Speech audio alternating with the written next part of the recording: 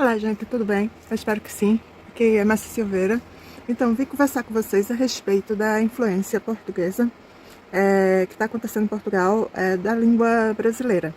Tá bem? Eu não sou nenhuma linguística, como muita gente que dá pitaco nessa história não é linguístico. E dentro mesmo do meio das pessoas que têm formação linguística, está tendo uma contradição, um debate.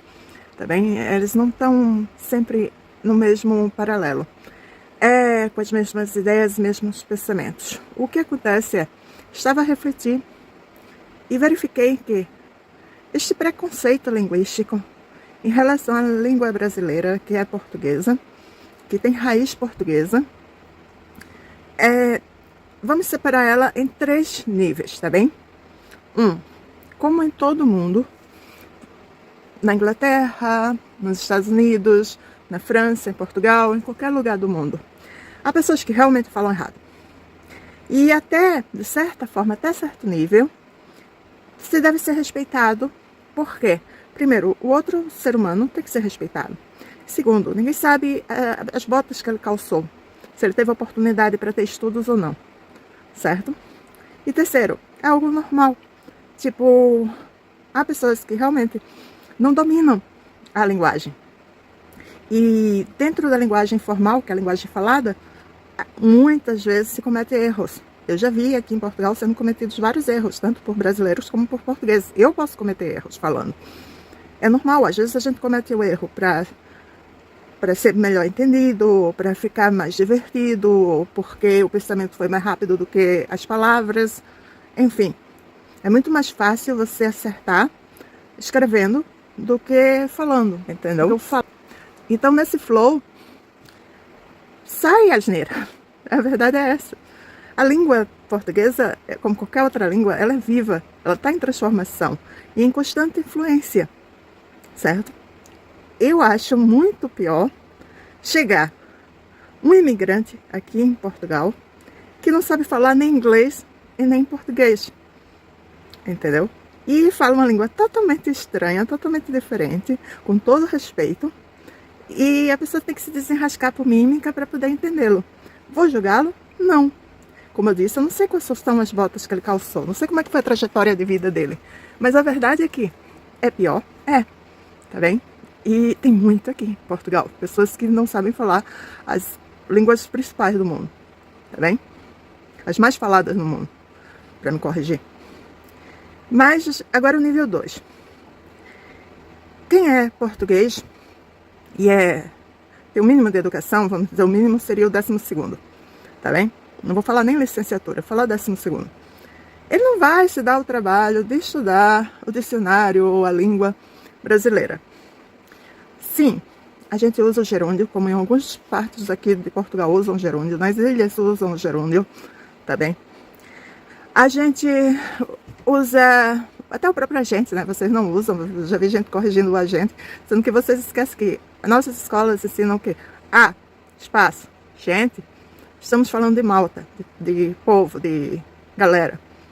E a gente junto, sim, seria o policial, o detetive, sei lá. Mas eu já vi gente corrigindo pessoas que falam a gente. Isso não é vício linguístico, isso é ensinado na escola. E nossa escola, certo? Como aqui também, tanto que há o ranking de escolas, há escolas boas e há escolas ruins. E aí o ensino vai muito da pessoa. A pessoa vai, o quê? Vai escolher a área que melhor se destaca, que melhor tem competências e se dedica a essa. Nunca é uma constante ser só português. A gente tenta falar um português melhor. Mas, sinceramente, por mais que eu, na faculdade, fale ou escreva um português mais robusto, mais erudito, eu falo português com meu sotaque, com minha maneira. E sou respeitada sim. E assim como eu vejo pessoas de outras origens chegarem cá e são respeitados da maneira que falam. E são pedidos que eles escrevam da maneira que eles escrevem. Mas, como eu estava falando, eles não vão se dar o trabalho de estudar o português do Brasil. Então, eles vão logo julgar que o português é errado só porque é diferente. Mas o diferente pode assustar, mas não significa que é errado. Tá bem?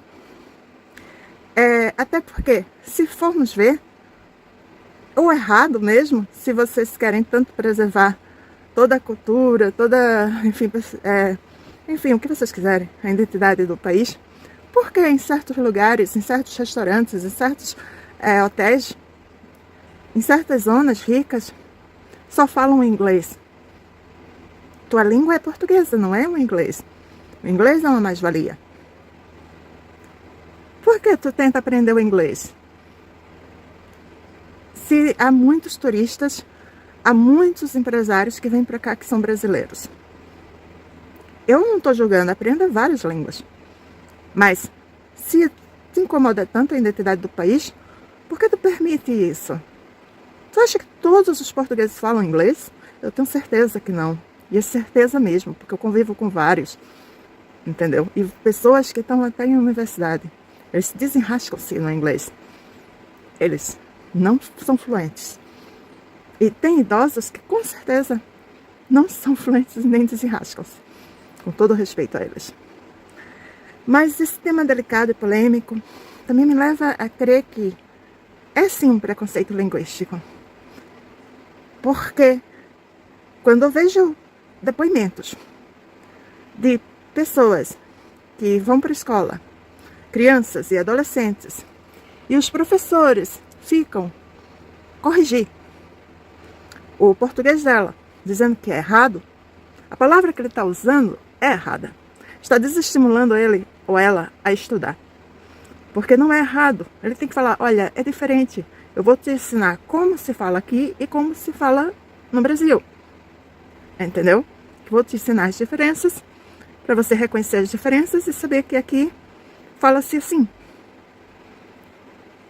Ou, sei lá, usa qualquer outra didática, mas não ficar expondo a criança na frente dos colegas, dizendo que ela tem uma má dicção, ou dizendo que ela está falando errado, ou dizendo, olha, você precisa aprender logo a falar correto, que faz tempo que está SK.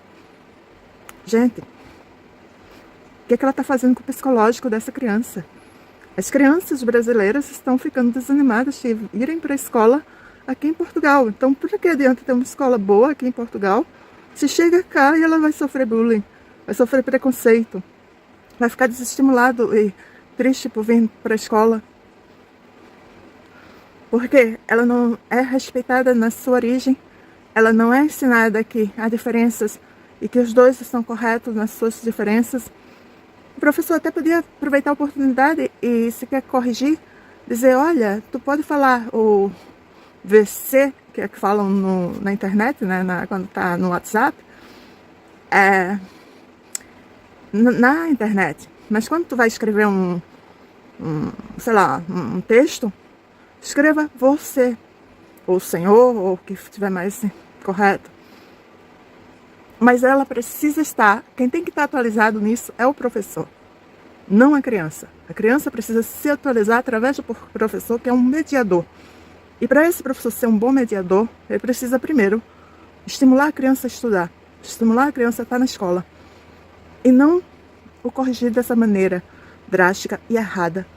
E não dizer simplesmente, olha, fale correto e expor a criança. Na minha terra, não sei se isso é correto. Mas, se na tua é, eu acho que estás fazendo muito mal ao psicológico da criança. Estás, de repente, até limitando uma competência ou um futuro gênio que pode nascer. Simplesmente porque está inibindo ela de se expressar onde existe na lei a liberdade de expressão. Está inibindo ela de se expressar em português. A raiz é portuguesa. Onde o professor ou sofre pressão, não sei, ou tem preguiça de se atualizar, ou a educação... Mas não, eu não penso que sejam em todas as escolas, não. Acho que são em várias, mas não são todas. Até porque eu fico a imaginar, existem professores brasileiros que são convidados a dar aula nas universidades. E ele vai falar brasileiro. E vai ser bem entendido. E vai usar termos técnicos, vai falar sobre medicina, sobre direito, sobre vários assuntos que ele esteja, enfim, habilitado a dar. Mas, como eu trabalho na área de saúde, eu sei que não é essa estratégia que tu vai conseguir cativar, conquistar, potencializar as habilidades do aluno. E fora que realmente expor o outro por uma xenolinguística, por um preconceito linguístico, porque tu não deixou de falar croissant, tu não deixou de usar palavras em inglês, tu não deixou de falar palavras em francês, tu não deixou de falar outras palavras de outras culturas.